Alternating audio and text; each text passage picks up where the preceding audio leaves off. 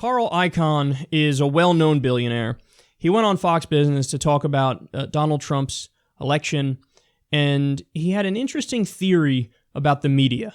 I think it was very unfair in the election what the media did in many cases. You can do what you want on an editorial page. I write this editorial, and they put it in, say Carl Icahn signed it, that's what he believes. But when you put out the news, and I tell you, that's why less and less people are really reading the news in newspapers, because you want to get everyone's opinion. Everyone wants to give their opinion in the news, and I don't think that should be done. And I think that is the problem that you have with the media in this election. I never saw it. I've been around a long time and been very involved, and I never saw it as bad as it was here. In fact, it might have helped Donald. It might have been a backlash that absolutely these people reading it say bull. A lot of people really. That's the reason a lot of people don't read the newspapers. Yeah, I think that's somewhat true. So he's arguing that the media talking about Donald Trump nonstop, but even when they went after him nonstop, it may have helped him. And he would argue perhaps just by the fact that they're going after him, that was enough where people said, oh, like the establishment is lined up against him, so something must be going on with this guy. Maybe we should vote for him. I think it's a little deeper than that. I think the fact of the matter is the way they went after him was the problem. Because there's a way to go after Donald Trump where you expose him and you show him to be a ruthless, petty, vindictive idiot and an authoritarian monster. And you can frame it in a way where he's not Teflon Don. He tanks in the polls. We've seen him at different times tank in the polls. You need to do the right attacks against him. There are ways to go after this guy. He said so many ridiculous things. He is a silly character. So, of course you can go after him and it can work, but the media didn't go after him in any serious way. So what did they do? Well, I'm always reminded of a few examples. So during the campaign, he said at one point, the TPP is going to rape us. He said that during a rally. The media covered that for like a few days, and they made a big deal of it. He used the word rape. How dare he? How insensitive to rape victims. Now, in some circles, that's a point where people go, oh, yes, good point.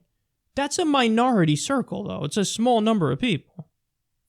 Because the reality is, most people are going, okay, now why not address the substance of his criticism, which is the TPP is very bad. They dodge that. They don't want to talk about the actual merits of the trade deal, because on the merits of the deal, Donald Trump is right. That's a disastrous deal. So you snub the substance, and you focus on the PC outrage angle of the story. And people start rolling their eyes and they go, for fuck's sake, man. Really? So that was one example. Another example is a story that was actually a very real story that should have been covered. But the way they covered it was the problem. So when Donald Trump was caught on the hot mic saying, I grab him by the pussy, every news story on that, you would hear them repeat, grab him by the pussy, grab him by the pussy, grab him by the pussy, grab him by the pussy, grab him by the pussy. But nobody really focused on the actual problem with that statement, which was the phrase after it. Quote, I don't even wait.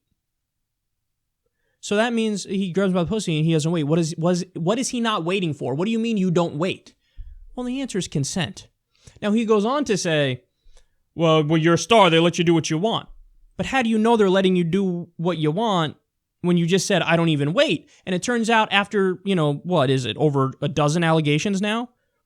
They didn't want him to do it. He just did it because, quote, I don't even wait. He doesn't even wait. So the problem was the lack of consent, not grabbing him by the pussy. I'm team pro grab him by the pussy. Sometimes women want their pussies grabbed, but you need consent. Consent is the key. But when you focus on that part of the story, people lost the forest through the trees. They're like, oh, yeah, no, so why are they mad about it? You just said grab him by the pussy. They forgot the substance of the story that, oh, I don't even wait, it's sexual assault. So that's another example of it. The Republicans ran an ad against him where it was just him cursing for the whole ad, like different times where he was cursing. He gave a speech at CPAC, I think, and he said fuck, but they ran the ad as if it was like a gotcha. Like, he curses. You know how adults respond to that? Yeah, and we're adults. We're adults. He's using adult language. You're not running for president to appeal to toddlers to get a toddler's vote. They can't even vote. Now, I guess there's a small point of, oh, don't you want somebody presidential who has class? I think we're past that 1950s mentality, or even maybe it stretches as far as the 1980s. This idea of like, well, you have to talk a certain way and be a respectable person in your demeanor, and people are like, no, that smells disingenuous now. It smells fake because it is. So Trump came along a little rough around the edges, and people go, oh, straight shooter, even though he's not a straight shooter and he lies nonstop. The way he's talking overrides that, where people go, oh, I sense the strength and I sense the straight shooter way that he talks. He does stream of consciousness talking like I'm doing to you right now, as opposed to Hillary Clinton, who's on a script and break down the barriers. Am I doing my practiced robotic politician moves right? So I do think he's right. This was a backlash. I mean, there were a lot of factors that went into him getting elected. But yeah, the media piling onto him and piling onto him about the wrong things. Yeah, that's one of the reasons why he won. Look, I said it before. If I was the one who was in the mainstream media and I was covering Donald Trump, I know which things are actual scandals and which things are not scandals. And I know which things have the potential to tank him and which things won't tank him. And, you know, one of the examples of things that would take him is when he said, let's take out their families. Talking about terrorists in the Middle East. So he's saying not just, hey, let's kill terrorists, he's saying let's kill their families too. Well, I mean, it's a horrific, disgusting thing to say, and it's the textbook definition of terrorism. You know, if I was an opponent against him, I would have ran ads calling him a terrorist, because that's what that is. I mean, that's like, again, the textbook definition of it. So there are ways to tank him, because he has said hideous things. Bernie Sanders kept bringing up one of them, and he's right. At one point during the campaign, Trump said when he was asked about the minimum wage, he said we need to lower wages.